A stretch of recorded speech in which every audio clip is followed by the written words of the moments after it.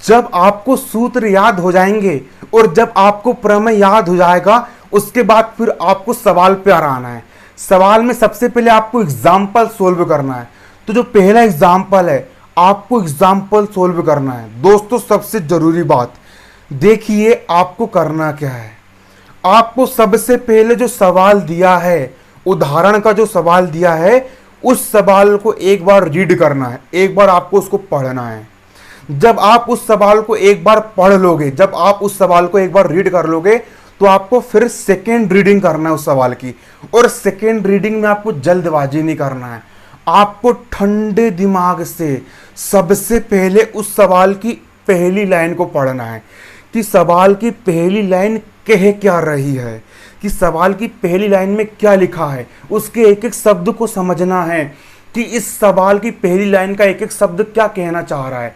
और जब आपको पहली लाइन समझ में आ जाएगी, उसके बाद फिर आपको सवाल की दूसरी लाइन के एक एक शब्द को समझना है। और जब आपको दूसरी लाइन समझ में जाएगी, इसी प्रकार तीसरी लाइन, फिर चौथी लाइन, फिर जब आप उस सवाल की हर एक लाइन को समझ जाओगे, तो उस सवाल को फिर से 2-3 बार और पढ़ना है और समझने का प्रयास करना है कि सवाल में हमको क्या क्या चीज दी गई है और हमको क्या क्या चीज पता लगाना है। आपको ये फाइंड कर लेना है सवाल को पढ़ करके कि सवाल हमसे पूछ क्या रहा है, सवाल हमसे किया गया है। कई बार क्या होता है, बच्चे लोग सवाल को पढ़ते नहीं है और कुछ का कुछ फार्मूला लगा करके आ जाते हैं और पेपर में रोते बैठते हैं कि हमने सवाल सही करा और नंबर नहीं मिल पाते। अरे भैया, सब तुमको पूछा है खेत के बारे में और तुम लिख के आ रहे हो खलियान के बारे में, तो कहाँ से नंबर मिलेगा? धोबी के कुत्ते बन जाओगे, ना घर के रहोगे ना घाट के रहोगे। इसीलिए सवाल को पहले, जब तक सवाल समझ में ना आए, 4 बार में नहीं आ रहा तो 10 बार पढ़ो सवाल को, एक ना एक बार ऑटोमेटिक जरूर समझ में आएगा। और ये समझने का प्रयास करो कि सवाल पूछ क्या रहा है, मेन मुद्दा क्या है। कई बार क्या होता है कि पूछता कुछ है और बच्चे करके कुछ और आ जाते। सवाल को पढ़ो, एक बार नहीं 10 बार पढ़ो। अभी तुम प्रैक्टिस में जितना अधिक समय दोगे ना, पेपर हल करने में तुमको उतना ही समय लगेगा। अगर तुम प्रैक्टिस में कम समय दोगे ना, तो पेपर सोल्व करने में तुमको ज़्यादा समय लगेगा और टाइम कम पड़ जाएगा। लेकिन अगर तुम अभी प्रैक्टिस करते समय अधिक समय देते हो सवाल को, तो जब तुम एग्जाम लिखने बैठोगे ना, तो तुमको उतना ही कम समय लगेगा और जल्दी से जल्दी तुमको वो सवाल बन जाएगा। इसीलिए सवाल को बारीकी के साथ समझना है कि सवाल कह क्या रहा है। और जब सवाल समझ में आ जाएगा, उसके बाद फिर आपको एग्जाम्पल में हल डला रहता है, तो फिर आपको हल को समझना है। हल कैसे समझोगे? उसके लिए आपको सबसे पहले जो चीज़ सवाल में दी गई है, वहाँ पर आपको लिखा रहता है, तो आपको वहाँ पर ये देख लेना है कि क्या क्या चीज़ सवाल में दिया है। तो वहाँ पर लिखा रहता है दिया है, ये चीज़ हमको यहाँ पर दी है। उसके बाद फिर ज्ञात करना है, फाइंड करना, हमको ये चीज़ फाइंड करना है। फिर उसमें आप ये देखो कि यहाँ पर कौन सा फार्मूला लगा है, कौन सा सूत्र लगा है और क्यों लगा है, क्या कारण है कि यहाँ पर यही सूत्र लगा है। और जब आप उस सूत्र को समझ जाओगे ना, तो सूत्र समझने के बाद फिर आपको एक एक स्टेप बारीकी समझना है कि यहाँ पर हमने इस वैल्यू को हमने यहाँ पर रखे हैं, फिर यहाँ पर हमने इस मान को यहाँ पर जमाए हैं। फिर जब आपको वैल्यू समझ में आ जाएगी, इस वैल्यू को हमने यहाँ पर रखे, फिर एक के बाद एक स्टेप को आपको समझते हुए चलना है। और एक के बाद एक स्टेप समझो कि यहाँ से ये आया, यहाँ से ये आया, यहाँ से ये आया। फिर अगली स्टेप समझो कि इसका मान हमने यहाँ पर यहाँ रख दिया, यहाँ पर हमने फलाना गुणा कर दिया, हमने तिरे गुणा कर दिए, पक्षांतर कर दिया, हमने एलसीएम ले लिया, हमने एचसीएफ ले लिए। समझो बारीकी से कि इसके बाद वाली स्टेप कैसे आई, फिर समझो कि इसके बाद वाली स्टेप कैसे आई, इसके बाद फिर वाली स्टेप कैसे आई, फिर आंसर कैसे आया। आपको बारीकी से समझना है।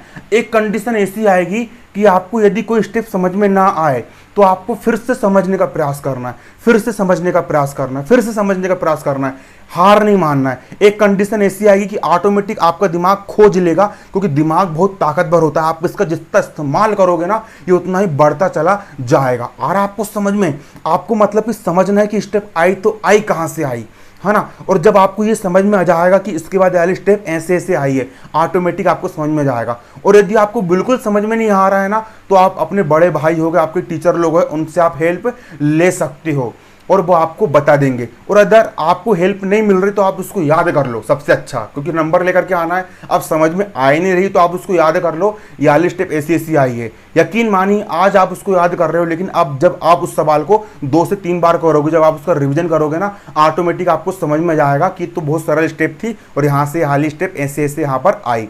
और जब आपको ये सवाल पूरा का पूरा समझ में आ जाएगा, देखिए सबसे पहले तो आपको सवाल समझ में आ गया, उसके बाद फिर आपको उसका हल भी समझ में आ गया कि यहाँ पर सवाल ने ये दिया था और हमको ये चीज़ फाइंड करना था, और आपने एक एक स्टेप समझ लिए।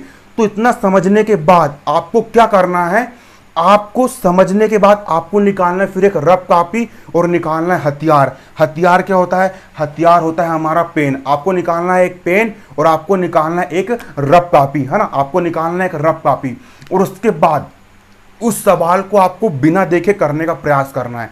अगर आप गणित में कमजोर हो तो शुरू बार में आप देख करके करने का प्रयास कीजिए, है ना। और जब आप देख करके उसको लिख करके आप कर लोगे, फिर सेकंड बार में आपको फिर बिना देखे करना है। और जब आप बिना देखे करोगे, यदि आप कहीं पर अटक जाते हो तो कॉपी खोल लिए, फिर देख लिया यार मैं तो यहाँ पर अटक गया था, और फिर से सवाल को पढ़ना है और फिर करना है। एक कंडीशन ऐसी आएगी कि आप उस सवाल को बिना देखे पूरा का पूरा सोल्व कर डालोगे। जब आप उस सवाल को बिना देखे पूरा का पूरा सोल्व कर डालोगे, उसके बाद फिर आपको फेयर कॉपी से हल से आपको मिलाना है। फिर जब आप हल से उसको मिलाओगे तो आपके दिमाग में आएगा कि यार मैंने यहाँ पर ये गलत कर दिया, मैंने बीच की वाली स्टेप लिखना भूल गया, मैंने यहाँ पर मतलब कि गलत फॉर्मूला लगा दिया।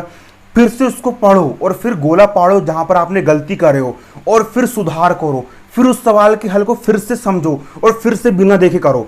फिर एक कंडीशन ऐसी आएगी कि आप उस सवाल को बिना देखे पूरा का पूरा सही सोल्व कर लोगे। जब आप उस सवाल को बिना देखे पूरा का पूरा सही सोल्व कर लोगे ना, जब आप उस सवाल को बिना देखे पूरा पूरा सोल्व कर लोगे ना, तो ये मत समझना कि मुझसे सवाल बन गया। उस सवाल को आपको 3 बार फिर से और करके देखना है, क्योंकि गणित का आप जितना प्रैक्टिस करोगे, आप गणित का जितना अभ्यास करोगे, आपकी गणित उतनी स्ट्रांग होती चली जाएगी। आपको उस सवाल को 3 बार फिर करके देखना है आप, और जब वो सवाल आप 3 बार बिना देखे पूरा सही कर लोगे तो समझ जाओ कि ये सवाल आपका तैयार हो गया। और यदि ये सवाल वार्षिक परीक्षा में आता है तो इस सवाल में आप पूरे में से पूरे नंबर लेकर के रहोगे। जब आपका ये एग्जाम्पल अच्छे से समझ करके हल करके तैयार हो जाएगा ना, इसी प्रकार आपको उस के सारे एग्जाम्पल सोल्व करके देख लेना। इसी प्रकार सोल्व करना है, जिसे मैंने आपको एग्जाम्पल 1 करना सोल्व करना सिखाया, आपको इसी प्रकार एग्जाम्पल 2 एग्जाम्पल 3 जितने भी एग्जाम्पल दिए सारे के सारे एग्जाम्पल आपको सोल्व करके देखना है। और जब आपको सूत्र याद हो जाएगा, जब आपको थ्योरम याद हो जाएगा, और जब आपसे सारे के सारे एग्जाम्पल बनने लगेंगे, उसके बाद फिर आप एक्सरसाइज में आओ। और एक्सरसाइज मतलब प्रश्नावली में आओ, और प्रश्नावली के हर एक सवाल को पढ़ो अच्छे से कि सवाल पूछ क्या रहा है, और उस सवाल को सोल्व करने का प्रयास करो। और यकीन मानिए दोस्तों, अगर आपने एग्जाम्पल को सही तरीके से सोल्व करे होंगे ना, तो प्रश्नावली के कठिन से कठिन सवाल आप अपने आप सोल्व कर डालोगे, पूरे के पूरे हल कर डालोगे, बिना गाइड के हेल्प के, बिना किसी के सहारे। इसका कारण ये होता है कि जो प्रश्नावली के जो सवाल होते हैं, जो एक्सरसाइज के जो सवाल होते हैं ना, वो 99% एग्जाम्पल से रिलेटेड होते हैं। अगर आपसे एग्जाम्पल बन रहे हैं ना, तो आप प्रश्नावली के सवाल आराम से सोल्व कर डालोगे, और एक एक सवाल को आपको 2-2 बार करना है। और अगर किसी सवाल में आपको दिक्कत जाती है ना, तो आप उस सवाल के लिए गाइड का सहारा या फिर 20 का सहारा आप ले सकते हो, लेकिन पूरी तरीके से आपको उस पर डिपेंड नहीं होना। जहाँ पर आप अटकोगे वहीं पर आपको सहारा लेना है। और सहारा कब लेना? जब पूरा दिमाग लगाने के बाद। और इस प्रकार अगर आपसे एक प्रश्नावली आप सोल्व कर लेते हो, इसी प्रकार आपको दूसरी प्रश्नावली करना है, तीसरी प्रश्नावली करना है। एक कंडीशन ऐसी आएगी कि आपका पूरा का पूरा अध्याय तैयार हो जाएगा। आपका अध्याय तैयार हो गया, बस आपको रिवीजन करना है उसके बाद। इसी प्रकार आप अध्याय 1, अध्याय 2, अध्याय 3, आपकी गणित की किताब में जितने भी अध्याय है, आप पूरे के पूरे अध्याय खुद से सोल्व कर सकते हो। यकीन मानिए दोस्तों, आपको शुरू में मेहनत करना पड़ेगा। जब आप शुरू बार खुद से करने बैठोगे ना, कई बार आपका मन भटकेगा, आपको बोलेगा कि मेरा दिमाग कमजोर है, कुछ पल्ले नहीं पड़ रहा। लेकिन दोस्तों, आपको अपने मन को मारना पड़ेगा और गणित का डर दूर करना पड़ेगा, और बार बार समझने का प्रयास करना पड़ेगा। 1 बार में समझ में नहीं आएगा, 2 बार में नहीं आएगा, 3 बार में नहीं आएगा, 4 बार में नहीं आएगा, 5वीं बार में आपको जरूर समझ में आ जाएगा। और यकीन मानिए दोस्तों, अगर आप खुद से गणित सोल्व कर रहे हो ना, तो जो बच्चे को टीचर समझा रहा है एक घड़ी वो भूल सकता है, लेकिन यदि आप खुद से पढ़ रहे हो ना, तो वो चीज़ आपके दिमाग में एक स्थायी रूप से बैठ जाएगी और वो चीज़ आपके दिमाग से कभी नहीं निकलने वाली। आपको वो चीज़ जीवन भर याद रहेगी। और ऐसा खुद से करते हुए क्योंकि आप खोज कर रहे हो, खुद से प्रैक्टिस करते हो आपका दिमाग इतना पावरफुल हो जाएगा कि ये कंडीशन ऐसी आएगी कि बिना किसी के समझाए आप खुद से सोल्व करना सीख जाओगे। क्योंकि दोस्तों बता रहा हूँ, शुरू में जब मैं छोटा था ना तो मुझे खुद टीचर की ज़रूरत पड़ती थी, लेकिन जब जैसे हम बड़े हुए तो हमको फिर टीचर नहीं मिल पाए, तो फिर हमने खुद से उस गणित को सोल्व करना शुरू करा। शुरू में बहुत दिक्कत गई, लेकिन दोस्तों अब प्रैक्टिस करते करते ऐसी प्रैक्टिस बन चुकी है कि यदि मैं आज कोई भी नया अध्याय उठाऊं, चाहे वो कंपटीशन एग्जाम का हो या फिर वो फाइनल का हो या फिर वो बीएससी का हो, कोई भी चैप्टर में उठाऊं और वो चैप्टर यदि मुझे कोई समझा नहीं भी रहा है तो मैं उसको खुद से समझ जाता हूँ और एक ही बार में समझ जाता हूँ और खुद उसको हल भी कर डालता हूँ, पेपर में अच्छे नंबर लेकर के भी आता हूँ। देखिए दोस्तों, शुरू में दिक्कत जाएगी, लेकिन प्रैक्टिस करते करते ऑटोमेटिक आपसे वो चीज़ बनने लगेगी और आपका जो माइंड है वो बहुत ज़्यादा ताकतवर बन जाएगा। दोस्तों अगले वीडियो में मैं आपको ये बताऊंगा कि यदि आप कहीं कोचिंग जाते हो तो आपको कोचिंग में किस प्रकार से फोकस करना है और कोचिंग में आपको किस प्रकार से सवाल करना है और आप कोचिंग जाते हो गणित में कैसे टॉप कर पाओगे, है ना। तो अगला वीडियो पूरी सीरीज लेकर के आ रहा हूँ, 11 से 15 वीडियो की सीरीज रहेगी। धन्यवाद। जय हिंद, जय भारत।